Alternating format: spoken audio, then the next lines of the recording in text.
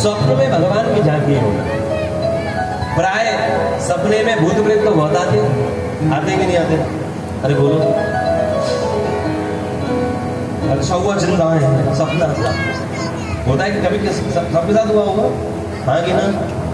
कभी कभी ऐसा सपना देख लेते हैं कि उठते जब देखते हैं कि बेड पे पड़े हुए तो आप अपने आप को सौभाग्यशाली मानते हो कि अच्छा हुआ ये सपना।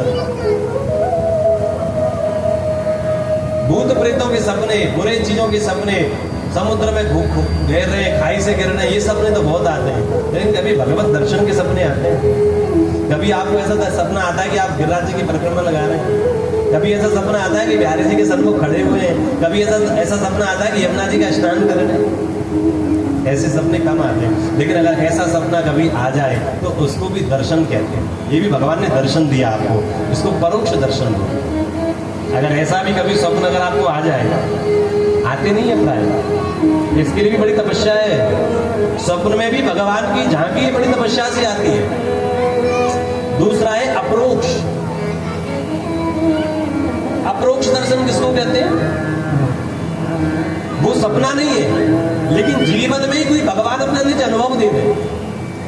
किसी को देखकर ऐसा लगा कि नहीं ये कुछ खास है, इसमें कुछ अलग बात है, या आपकी किसी कार्य की सिद्धि के लिए भगवान किसी और रूप बना करके आपके उस कार्य को सिद्ध करके चले जाएं और आपको बाद में मालूम चले ये कोई साधारण घटना नहीं थी।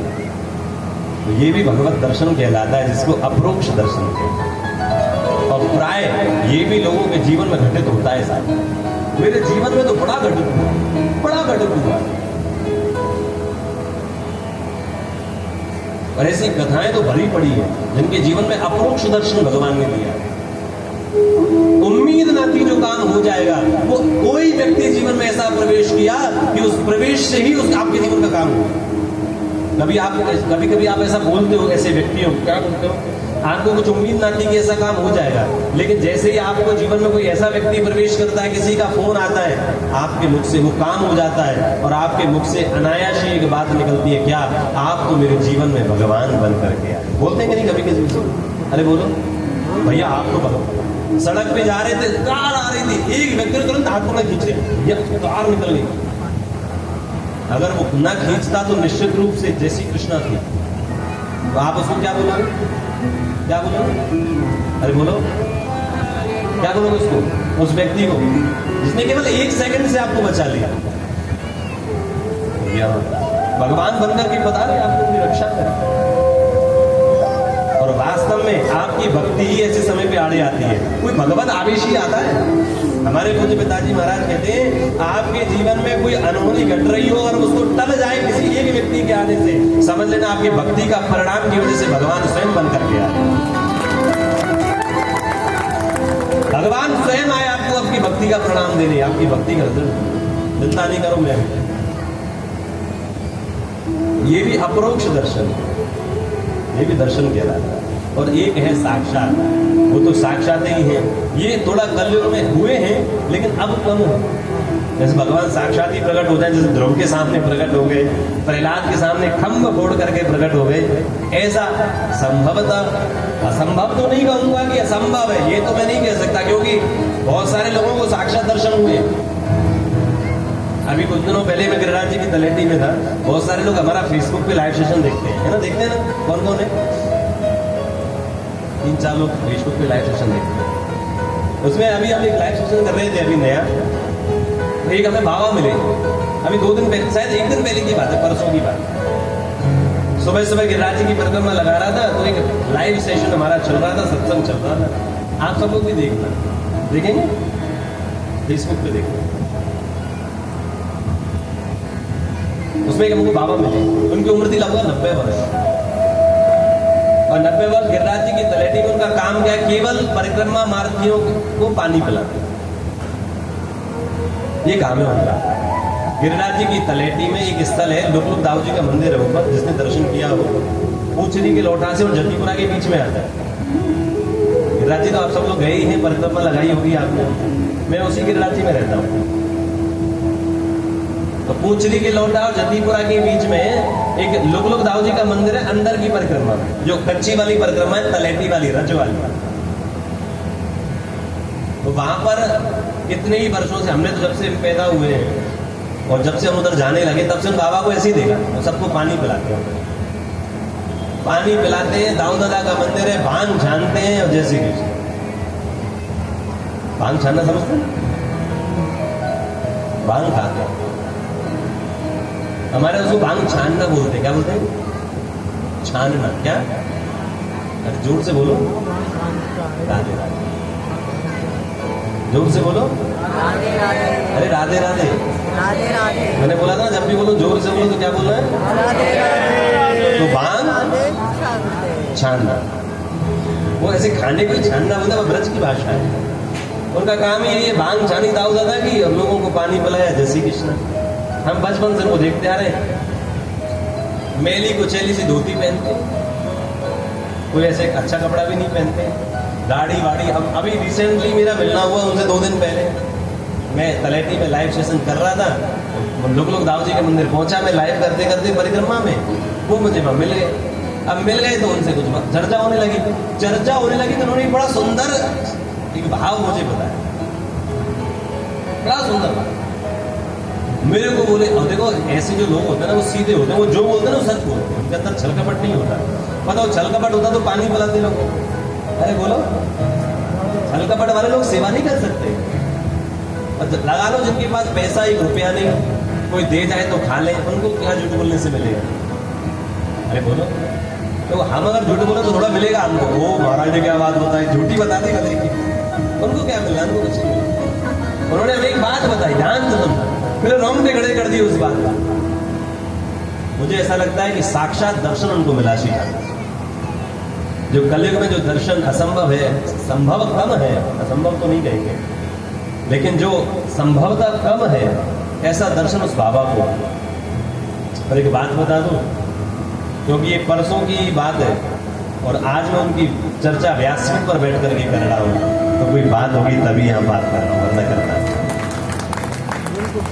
वरना ऐसी बातों बताने वाले तो मुझे 1000 लोग मिल जाते हैं, लेकिन जिसकी वार्ता अगर मैं व्यासपीठ से बैठ करके कर रहा हूँ। और एक बात बता दो, व्यासपीठ से बैठ करके बोलने का अर्थ है कि कोई व्यक्ति विशेष नहीं बोलता, स्वयं साक्षात कृष्ण ही बोल रहे हैं। और एक बात बता दूं, सामने बैठकर सुनना भी आप नहीं सुन रहे, साक्षात कृष्ण ही सुन रहे। क्योंकि कथा का भाव ये है, न वक्ता बोलता है न श्रोता सुनता है, मेरे कंठ में बैठ करके वही कृष्ण बोल रहे हैं, आपके कानों में जाकर के वही कृष्ण इस कथा को सुन रहे हैं। कोई अलग ही नहीं है, एक ही है, एक ही। उन्होंने जो बात बताई वो ध्यान से सुनने योग्य है। वही गिरिराज जी की तलेटी में रहकर पानी पिलाते हैं, गिरिराज जी की तलेटी में एक दिन और वहीं सो जाते हैं, सोते भी वही है। और मैं कोई झूठ नहीं बोल रहा हूँ, लाइव सेशन आदमी मौजूद है, सुनना जाकर। फेसबुक पे जाना और डालना व्रजरज परिवार, क्या डालना? जो लोग सुनते हैं उनसे कांटेक्ट कर लेते। अभी रिसेंटली लास्ट पोस्ट वही है, पूरा सुनना 2.5 घंटे का सेशन। उसमें जो बोल रहे हैं ना, उनके नेत्रों की चमक बता रही है कि उन्होंने जो दर्शन किया। बाबा है 90 वर्ष के, पूरे चेहरे पे इतनी गाढ़ी है, लेकिन उनकी आंखों की चमक देखना, उनके चेहरे की चमक देखना, ये भगवत दर्शन की चमक हो सकती है, ये प्रमाण है।